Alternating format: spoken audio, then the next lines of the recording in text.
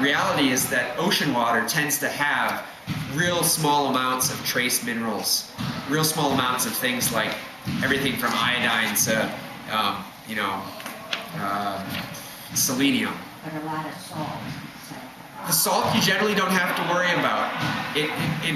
With seaweed, it's not generally enough to elevate your sodium levels so excessively that it's a concern. That's what I was concerned. Okay, yeah.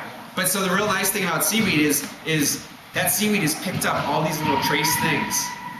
And those trace things, I sort of think they actually probably, even though we don't focus on them in a soil test, they play a pretty critical role in the whole existence on this earth.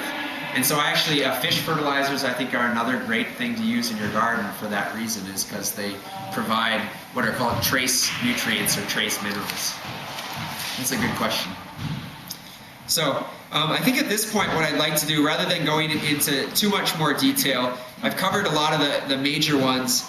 Calcium, again, getting kind of top billing, but then phosphorus and potassium, nitrogen.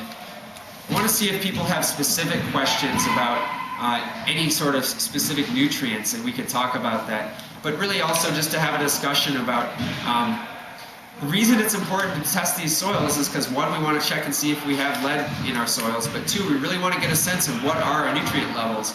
And I can guarantee you,